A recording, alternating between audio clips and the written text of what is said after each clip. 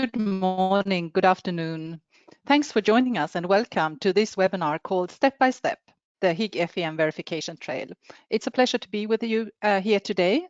I hope you can see my screen and that you will be able to follow all the slides in the correct way.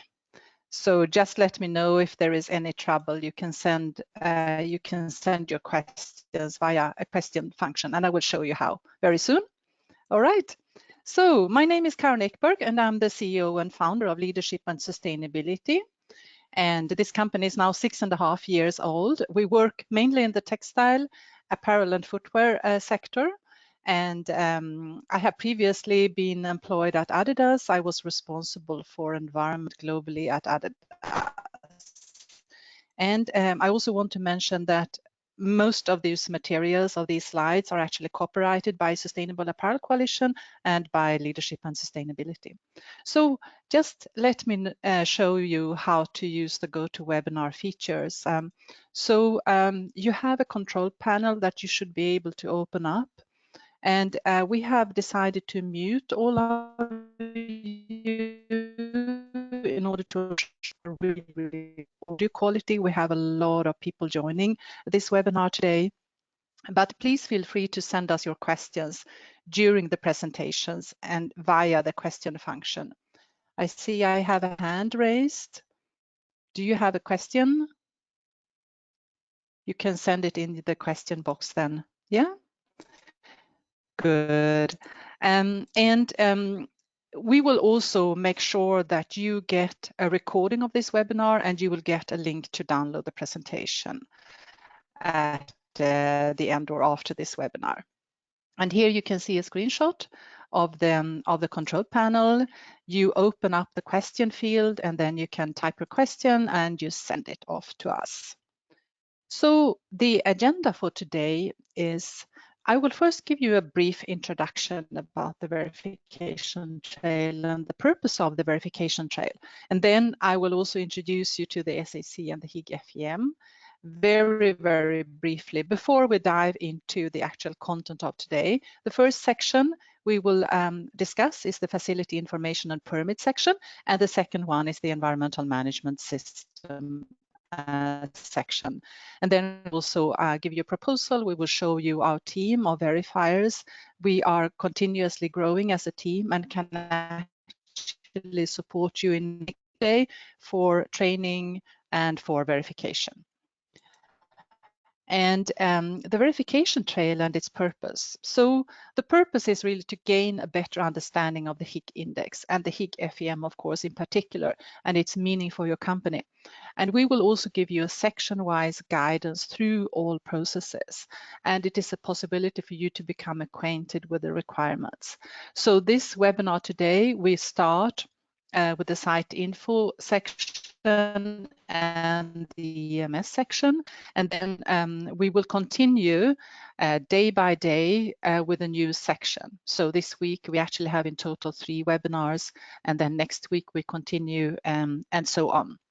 So every day we will cover 1 section, with the exception of today where we cover 2 sections. All right, and here you see the overview of all the different sections in the Higg FEM, and today we will cover the first 2 sections as already mentioned. All right, so Sustainable Apparel Coalition. Sustainable Apparel Coalition is a long-standing initiative for sustainability in this apparel, footwear, and textile sector. It's actually now 10 years old, and the Higg index is the centerpiece and is the heart of Sustainable Apparel Coalition. There is the brand and retail module that focuses on the brand and retailers. And then we have the facility tools, the facility environmental module, which is the main topic of today. And then we have the facility social and labor module as well. And finally, we have the product tools, of which the design and development module actually is not in use anymore, but the material sustainability index and the product module are both in use. Okay, so the Higg FEM What is the Higg FEM? Well, first and foremost, it is an online self-assessment tool for facilities. It has several different sections: the facility information, EMS, energy use and greenhouse gas, water, it has wastewater, air emissions, waste and chemicals. So it covers all most important environmental impact categories in our sector. And the questions, they are listed based on applicability and relevance for your factory. And that's why there are lots of questions throughout the entire FEM where you are asked to give information about your specific facility. And those are the so-called applicability questions. And it's really important that you respond to them correctly so that you also get the right set of questions that is relevant for your facility. Then we have 3 levels and we have scoring. I will talk a bit more about that a bit later. There are annual cycles. So in this now, the Higg FEM 2021, you will complete all the data you have for the calendar year of 2021. So from January to December 2021. And the Higg FEM, it's always the calendar year, January to December. And you have a certain self-assessment by a deadline. From SAC, the deadline is April the 30th. If you wish to be part of the benchmarking, it is possible to complete the self-assessment at a later stage though, as well. And then the verification is also done by a deadline. Most of the time it is given by the brands that you are selling to. And usually the verification takes place on site, but it can be done off site as well. What is really important here is that if you have an off-site verification, you are not allowed to communicate publicly about your results. So only if you have an on-site verification will you be allowed to communicate publicly. And you will also receive automatically in your dashboard on the Higg FEM, you will receive the communication guidelines so that you can see exactly how you are allowed to communicate as well. And then there is a lot of guidance available, and that is given in the Higg, in the How to Higg. And for the How to Higg, you can go and you can read about each and every question in the Higg FEM and how to respond to each and every question. So I really recommend you to use the How to Higg. It is a really, really rich tool to use. And then what is the process? Well, you complete the self-assessment, the FEM itself, and then you engage a verifier if you decide to go and verify. It is not mandatory by SAC that you verify, but most of the time you will be selling to brands or retailers who ask you to actually verify your module as well.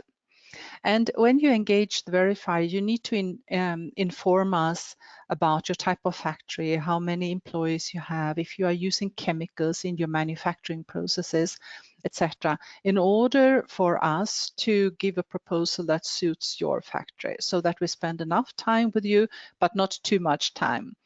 And then you finalize your self-assessment and you make it available via the VFEM to the verifier. So this means that if you are going for a verification, you need to have 2 modules. You need to buy 2 modules, the FEM 2021 and the VFEM 2021. And then next, the verifier will review the documents and inform also about any issues that may be present beforehand, and will send you, of course, an agenda ahead of your on-site or your off-site verification. It is also important that you, during the self-assessment, that you upload as many documents as possible, but you should also not upload any confidential information, because you need to be aware that the day you share your module, if it's the self-assessment or the verified module, everyone with whom you share the module will be able to see everything in your module, including all your uploaded documents. And of course, you decide with whom you share. So it's not a public document or so. It's really only there for with whom you share. All right. But the verify, it's also our task to make sure that we have a look through the documentation and let you know also beforehand, perhaps if there are documentation that is still missing. And then we go for the on-site or the off-site verification, and there will be a report and the results will be posted on the higg.org. And I see that we have a question here, so I will have a look at this question here. I have a message here that you cannot hear me. Is that the case for, or could you send me a question or send me a message and let me know if you can hear me, most of you? It's okay now. All right. Yes. Okay. It seems that most of you can hear me. All right. Oh, you can. Okay. So otherwise, please let me know. And if we have some trouble, I will actually remove my camera so that the voice at least can be heard. All right. Thank you for that feedback. Good. And then before we continue on our trail, I want to explain also to you the different levels in the Higg FEM. And so there are 3 levels.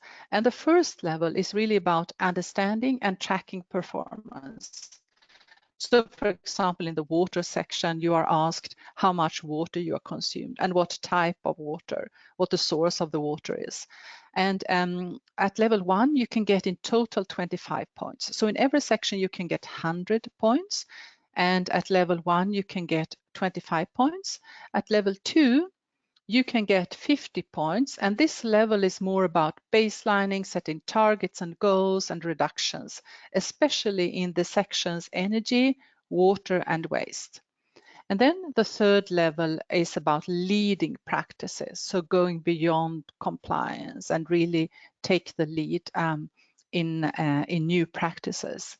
And here you can earn 25 points. Now, what is you see this red dotted line here.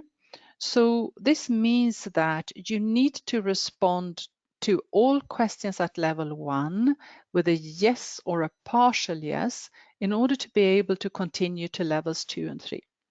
So if you have just one question where you respond with a no at level 1, you will not be able to move forward to levels 2 and 3. And obviously then your maximum score would be something below 25 points. So this is important to remember, that you need to invest the time to make sure that you can move beyond level 1. And then of course for every section you can then get a maximum of 100 points.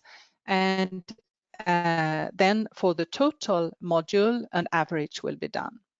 So it's just pulled together all the points you get and then divided by the number of sections. And I see that we have another question here. Yes, if I will be sharing the presentation afterwards, yes, we will be doing that. And that apply for all sections now for at least getting level 1? Yes, that's correct.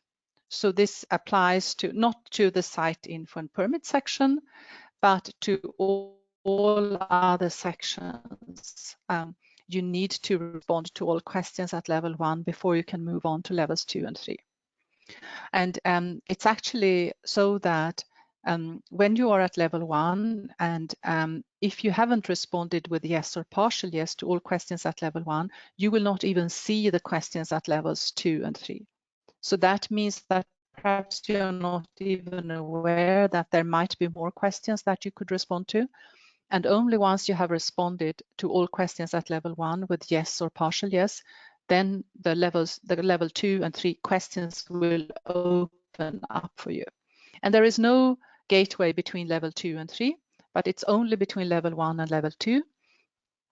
All right, and then I also have some general advice for you. So first of all, if you for the first time complete your Higg FEM assessment, then please make sure that you have one person who is responsible for the coordination. You may need a team, you may need several persons who help you completing the module, but you should have one person who coordinates it for you. And then, as I mentioned already, the How to Higg guidance is a really, really good document to be using. And then you have also the verification preparation guidance. So this is information about the actual verification program, and that you have available there the different verification protocols, etc. And then, of course, you should try to respond always accurately to the questions. Sometimes you need to spend some time to gather all the information so that you can respond accurately. And if you go to the How to Higg, you will see also what is needed for the verification. So that you also have the documents available that the verifier will like to see. And then the documentation, as I mentioned, is also very, very important. Targets and baselines. This is a critical area, and in the energy, in the water, and in the waste section. And it's really important that you get this right as well. And in our next webinar, we will talk a bit about data management in general. And then please be aware of the time needed. So you may need a few weeks to complete the self-assessment. And then, of course, the ultimate goal is to improve every year. Not only improve scores, but actually improve the performance. So this was the introduction to the Higg FEM, and now let me go to the facility information and permit section. So first of all, the facility site info is important in order to categorize your factory. And for all the benchmarking or statistics that is done, but also for the brands who buy from you, it is important that you categorize your factory correctly. So these sections should be completed first before other sections. So don't go and start working in the wastewater section before you have actually completed this. This section is not scored. And then you will be asked questions like, in which country are you, which is the industry sector, the facility type you have, the material types, the number of operating days, the total number of employees, and be aware this should be the average total number of employees in the last calendar year, so in 2021. So it's not the number towards the end of the year, it is the average during the year. Then the annual volume, on-site water treatment. Here are several questions if you have on-site water treatment, if you have, what type of water treatment you have. And then there is one new question in the Higg FEM 2021, and that is a question about industry sustainability program or partnerships. So if you respond yes to this question, you will get a long, long list of many different partnerships where you might be engaged. And then you should report the total amount of product shipped or sold in the last calendar year. So it should really be not just produced, but shipped or sold. And it should not include the total amount of rejects in the last calendar year. You can decide by yourself which unit you would like to use. For example, the standard allowed minutes is now allowed. It is a metric that provides an indicator of the time allowed to use product by workers. And I will give you also a few examples here. So the standard allowed minutes is the number that you have allocated to your different products, how much time you usually need to produce one product. And you can see the two examples here with a polo shirt and a V-neck shirt. So with a polo shirt, for example, you have 15 minutes per piece. And if you then ship 100,000 products of the polo shirt, then your total standard allowed minutes will be 15 times 100,000. So it's 1.5 million. And in the case of the V-neck shirt, if the standard allowed minutes is 12 and you ship 500,000, then your standard allowed minutes is 6 million. So this is a good measure if you have a lot of different projects that all of them take different time to produce. If you only produce the same t-shirt, then it doesn't really matter. But if you produce different products that need different time to produce, then it is good. It's a good idea to use the standard allowed minutes. If you then also normalize your values, and we will not be talking about normalizing or absolute numbers today, but tomorrow we will be doing that in quite detail. All right, so for example, and here is one more example for hard goods, for a rucksack, for a tent, for a camping table, what this might mean. And so this is just another example. And what is also in general is new in Higg FEM 2021. We have now more information also about hard goods. So there is some additional guidance and some additional information related to hard goods manufacturing. All right, and then you have your industry sectors, you have your different product categories, and as I mentioned already, you can now also indicate your standard allowed minutes as a unit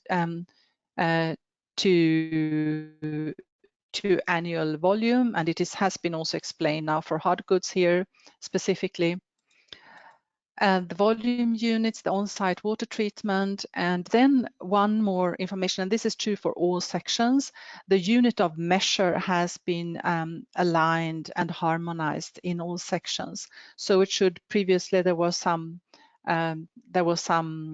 disconnection between the units used for some questions and then later in the same section, which made which forced the facilities to recalculate their normalized values and their values.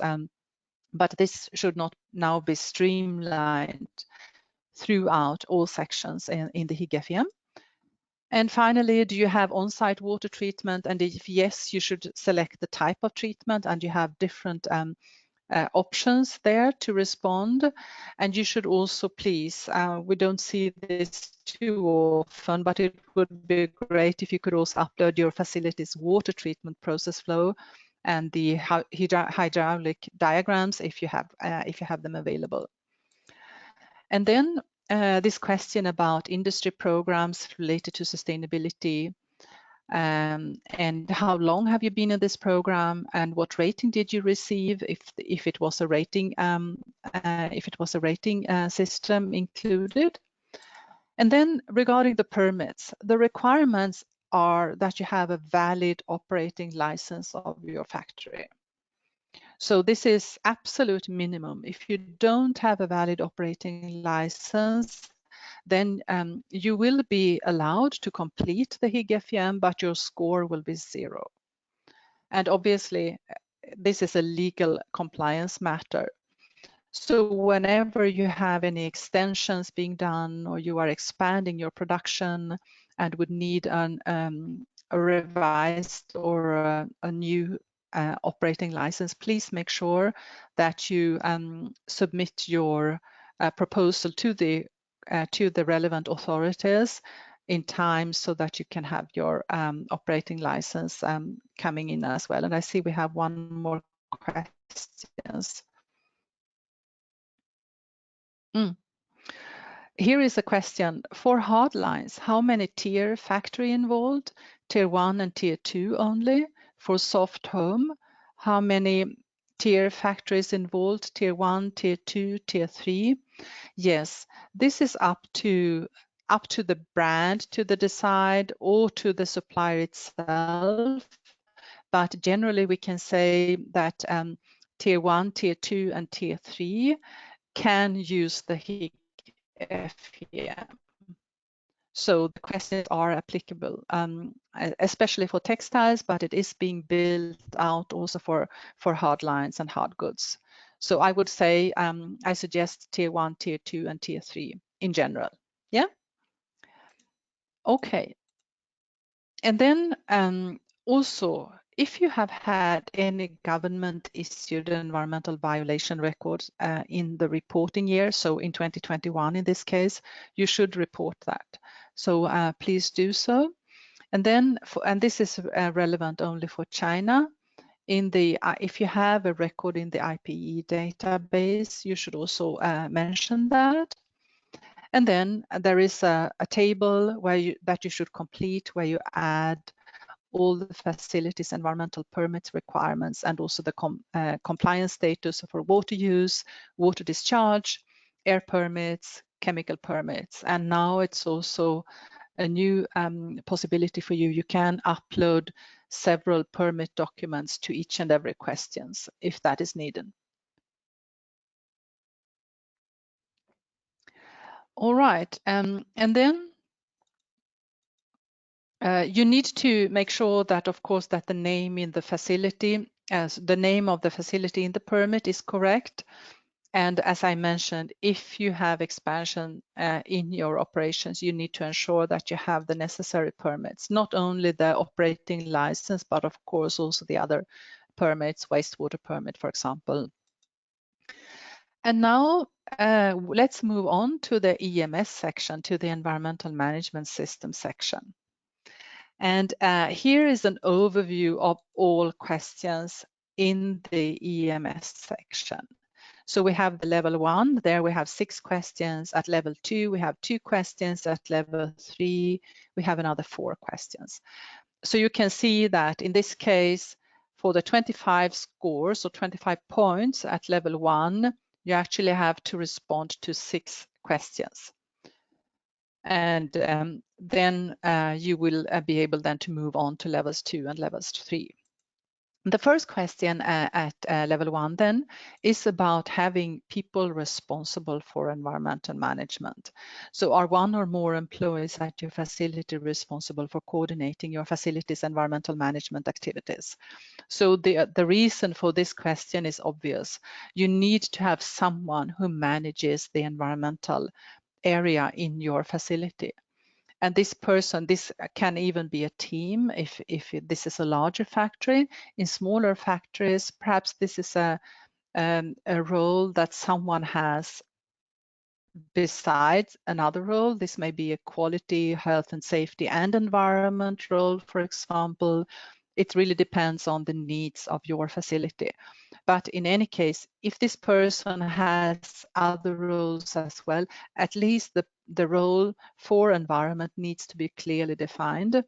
And here you have an example of what it might look like with different persons at different levels and with different roles as well. You might have an EMS team lead, so an environmental management system team lead. You may have also an ETP manager that takes care of especially wastewater, perhaps also waste or at least sludge. You may have someone who's responsible for chemicals. You may have someone who's responsible for the stores, but then also potentially for chemicals and or for waste as well. And so here it is important that you have and that you mention this team that you have. And I see here that we have one more question. So let us see.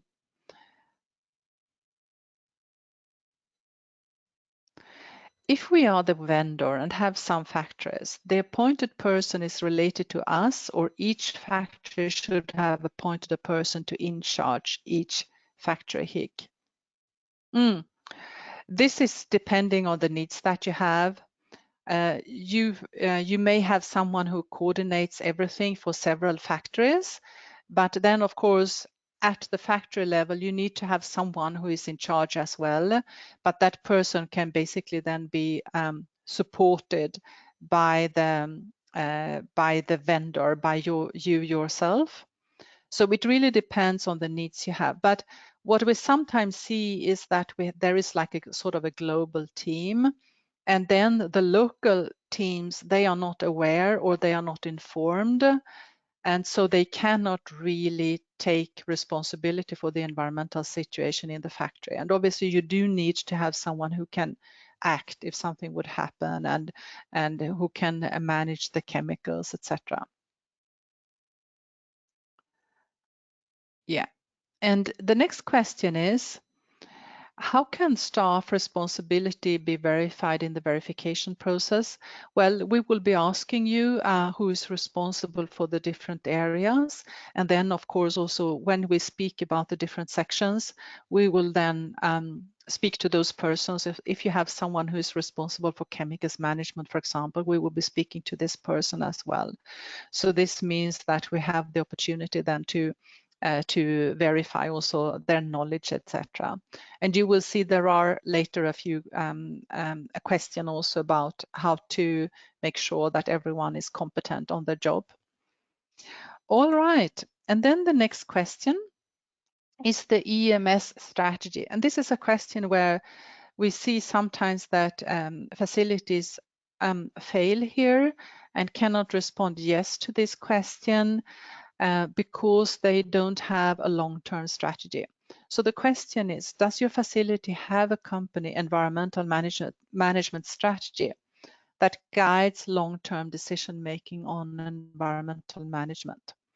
And here I have some more information for you. The long-term environmental strategy should have a perspective of at least 3 years, so 3+ years, including the specific goals. So you need to say, oh, for water, my goal is that I have in 2025, I have reduced my water consumption by 10% on a normalized basis. For chemicals management, by 2025, I will have phased out all chemicals in this and this and this area. And for waste, I will be moving over to, instead of landfilling, I will be incinerating with energy recovery, for example, this and this amount of waste. So it should always be then by 2025, it can be by 2030 as well, but at least it should be 3+ years into the future. And it should also be very specific. So you should have clearly defined and measurable goals. And then, of course, you should also have an action plan on how to reach your strategy. And then if you think about all the next sections that we have, with the energy, with water, with wastewater, etc. Then in those sections, you are also requested to inform about the different goals and targets you have, and they should of course be aligned with this long-term strategy. So if I want to save 10% water by 2025, then every year I need to save at least 3% water on a normalized basis. So this should all be aligned. And I am aware that this takes some time to put this together and make sure that it is aligned, everything. But please spend that time. You will see that you can save a lot of time later, also during verifications, if you have this clearly defined. So the long-term environmental strategy is a really important piece. And as I mentioned, we sometimes see facilities who have goals only reaching 1 year into the future. And then actually we have to say that the response here, that it should be a no. If you have a no here on this question, you cannot move on to levels 2 and 3. And then, oh, sorry, what happened here? And then we should also have the strategy. It needs to address the facility's significant environmental impacts. So there is another question, the question 3 about this. And this means, for example, if you have said that in your factory chemicals is a significant environmental impact, then you also need to have goals in your strategy about chemicals. And furthermore, it should be supported by facility leadership. It should be communicated to all employees. It might be aligned with ISO 14001, but you are not required to have an ISO 14001. So those are the requirements. And I see that we have a question about this. Let's see. All right. Okay. Factory can draw EMS by ourselves. Normally we conduct with third party. Is this a question? yes, you can develop your environmental management system by yourself. You don't need to use an external party, but of course you are allowed to use an external party if you wish. And then there was one more question related to the site info part.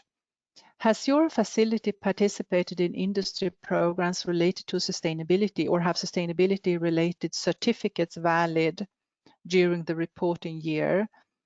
What do we have to explain and what document? So you will, there are drop-down boxes and you will be responding which programs you have available.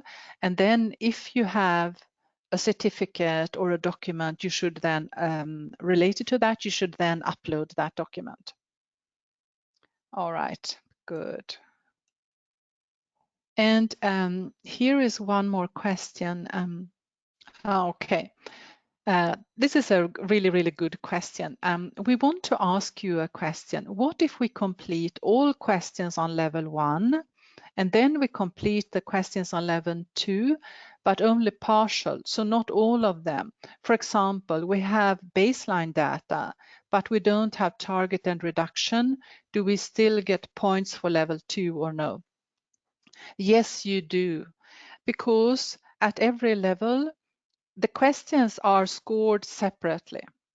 So every question at level 2 here, you have the baseline in question. If you can respond with yes there and you can show how you have done your baselining, you will get the corresponding scores for that question. So you can always get scores for each and every question that you can respond to. All right, good, very good. Yes, and environmental strategy aligned with ISO 14001. This is a bullet that we have added because the ISO 14001, the ISO environmental management system standard, it includes also the request to have a strategy. And it includes several of the questions that we also have in this EMS system. And that is why, for example, if you have an ISO 14001, you have a benefit here because most of the questions in this section you can respond to yes with. So, but ISO 14001 doesn't require you to have a strategy that is long-term, that goes several years into the future. All right. Thank you for all those great questions. And let's continue then. The question number 3, and this is also a question where we see that it's not always so easy, and this is about identifying the impacts. So the question is, has your facility identified the significant environmental impacts associated with current operations within the factory premises? And the reason why we have this question here is because we really want you to focus on the most important environmental impacts. So for example, if you have decided that chemicals management is really the most important for you, then that is where you should put your efforts in and invest your time in. Perhaps you have several environmental impact categories that are most important for you. And then you should, of course, focus on all of them. Obviously, the Higg FEM covers all areas. So if you want to be really good in the scores in Higg FEM, you will need to have a focus on all sections, but you may have even more intensive focus on 1 or 2 topics. And we have a really nice video here that we have added here. You can have a look at this once you get the presentation, and it shows you the exact step. It's about 15 minutes long, but it shows you the exact steps of how to develop the aspect and impacts according to ISO 14001, but this is actually also one of those questions that is completely aligned with them with the ISO 40001. All right, so this is an important, this is really an important question as well. And then the next one is about monitoring environmental permits. Does your site have a program or system in place to review and monitor environmental permit status and renewal and ensure compliance? So you do need to have a system in place here. And this question is also coupled to the question number 5. And this question is, does your facility maintain a documented system to identify, monitor, and periodically verify all laws, regulations, standards, codes, and other legislations that you may have for your significant environmental impacts? And then there is also a new question in this year. Does your facility have documented procedures that enable workers to report environmental emergencies and violations? And I have an example here. This is a template that SAC has made available to us. And you can click on this link here. And then you can scroll. You need to scroll down on that page because it is quite a long page with a lot of different resources. So you need to scroll down to the Higg FEM tools and then click there accordingly. So this is a template that you can use for both question 4 and question 5. And it's also really important. We sometimes see that facilities do not have a complete list of all regulations and other requirements, and that is an absolute minimum. So if you don't have that, you are risking that the response here will need to be a no to those 2 questions or to one of them. And then, of course, you will not be able to move on to levels 2 and 3. And then the last question at level 1, this is about equipment maintenance. And this is most of the time, it's one of the easiest questions.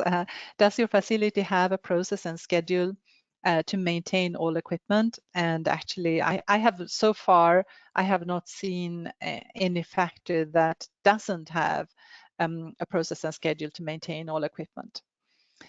All right, and now we are at level 2 already. So now we are with the question number 7. Does your facility review the environmental management strategy with your facilities manager each calendar year? This is also a typical ISO 14001 question. And what we mean here is that every year you need to speak to your management about your environmental strategy. And so in order to do so, you need to do an analysis of your strategy. Is it effective? Are we reaching our goals and targets? Do we have the right organization? Are the people capable of doing the work they should be doing, or do they need additional training? Do we need to change something in our strategy or in our program? And what do we need to in order to excel better? So it's really quite a high level evaluation of your system. But of course, in order to do that high level evaluation, you do need to have a lot of details. So usually when you do this, you have to collect some information first about the goals you have, if you are reaching them, how your organization is working, etc. So this is also an important question. And then I mentioned already about the organizational here. And so this question number 8, do employees at your facility responsible for environmental management have the technical competence required to do their job?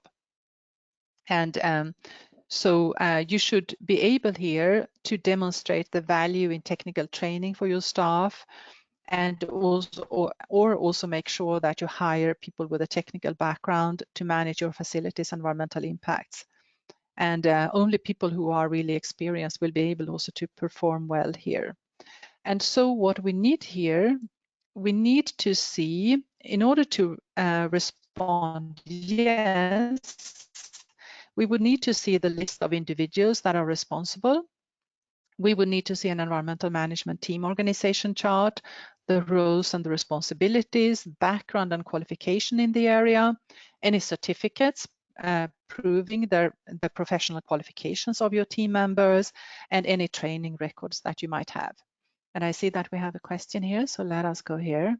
Is it accepted if the factory arrange ISO 14001 audit annual for the EMS? Yes, it is. And if you do that, you can ask them also to support you in making sure that you respond to all questions then correctly.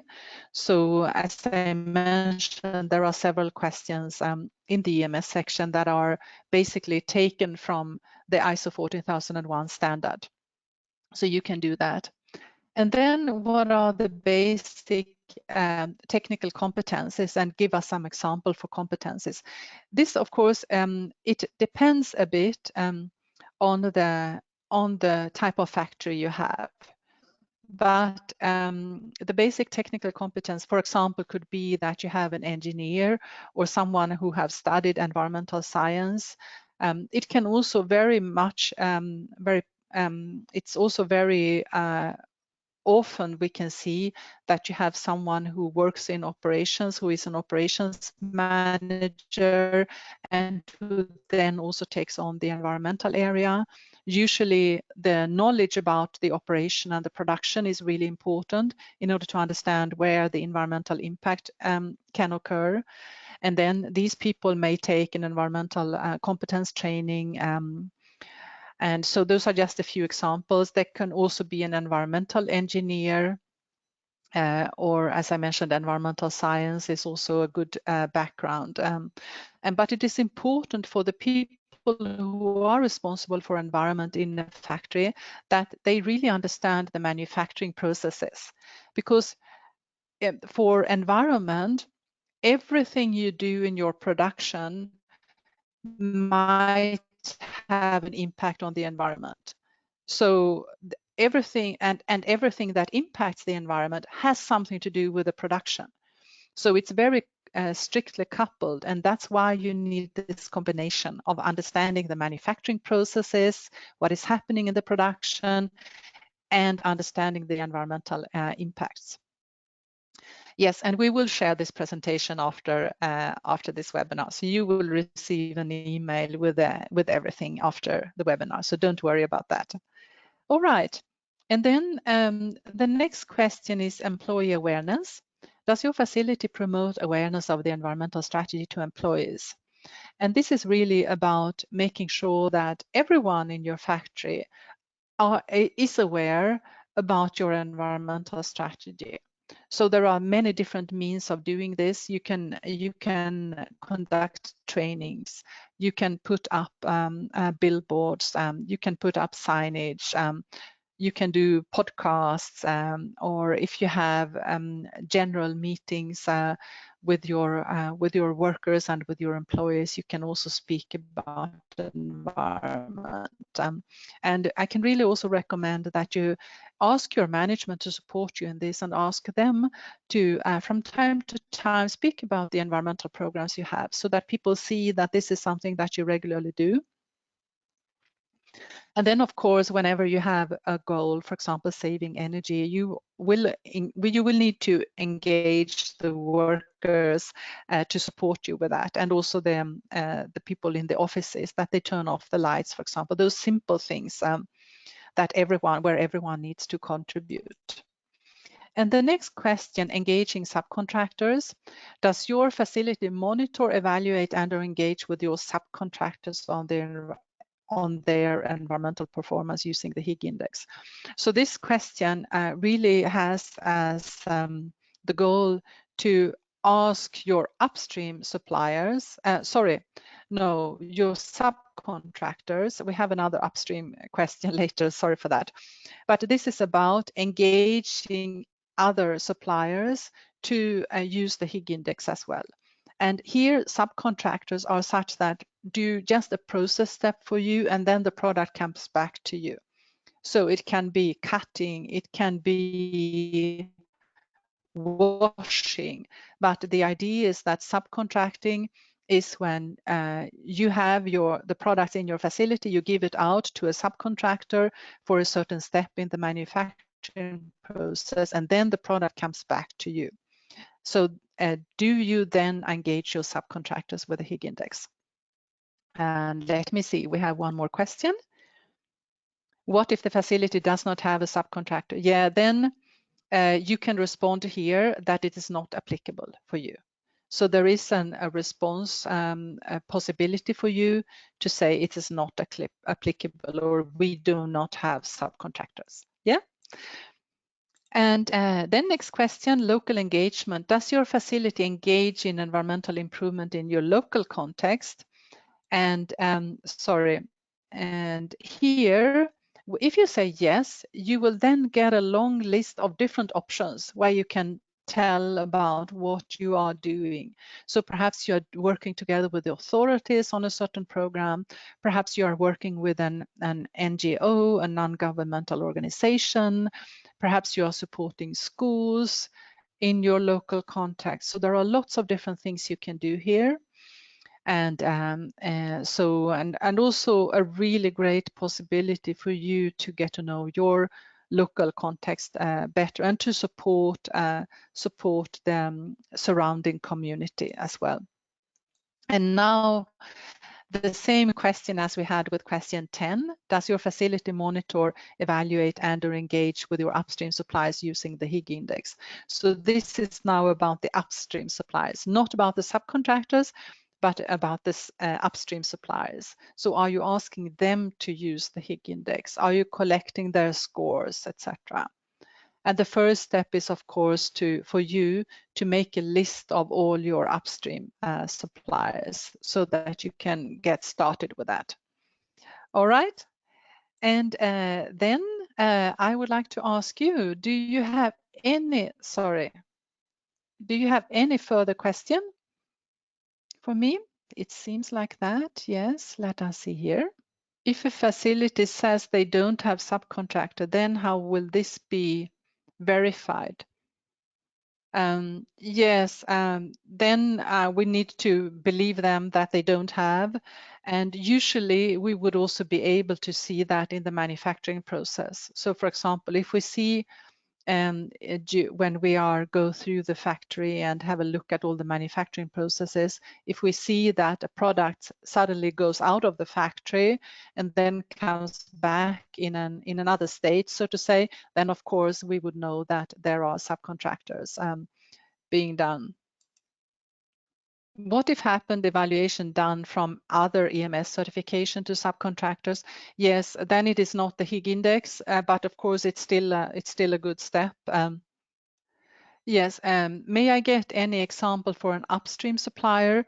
Yes, the upstream supplier could be, for example, the dye house, or yes, a finishing, a dye house, for example, where you get the materials from. So it's anything that comes into your factory for the production. Could also be trims, for example. And yes, so I see also someone has missed the last two slides. You will need to go and listen to the recording, please, and then have a look at the two slides. All right, good. Any other questions?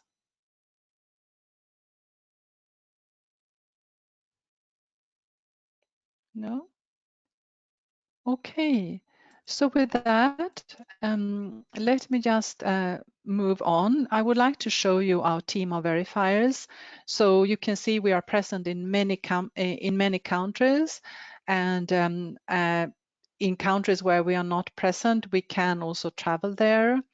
We can, of course, also do off-site verifications if that is possible for you to do, and if you want to do that. But please remember, if you do off-site verifications, you cannot communicate publicly about the verifications and the verification results. So you can see we have, yes, I am a chemical specialist verifier, and so I am doing a lot of verifications. Then we have in India, we have in Bangladesh, in Tunisia, Indonesia, Turkey, Vietnam, Romania, and in Pakistan as well.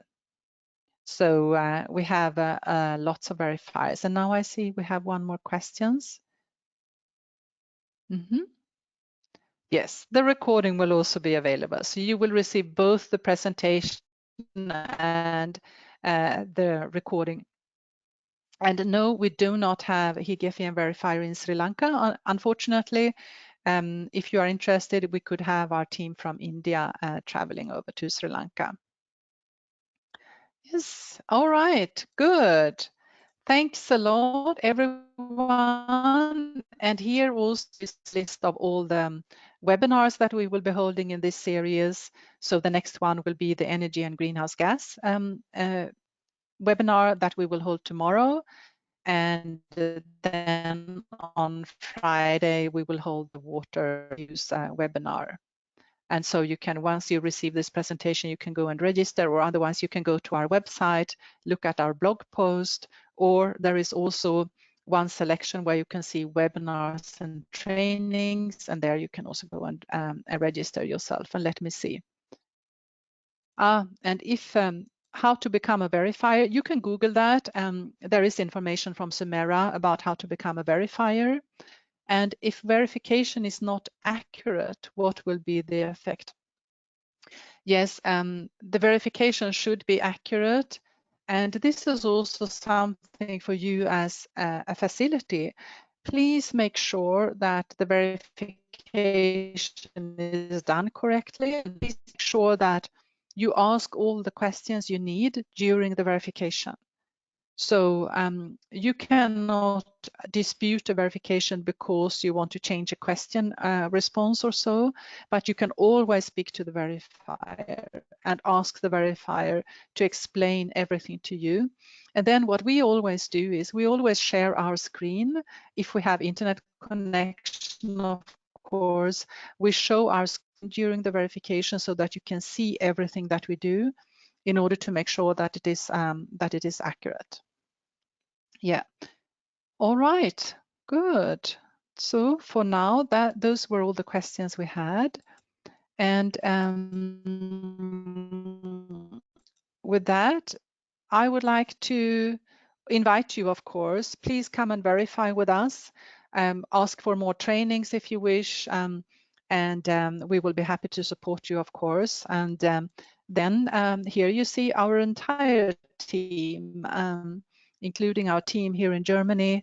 We work also a lot on strategy projects, but of course, the area of supply chain work is very, very important to us.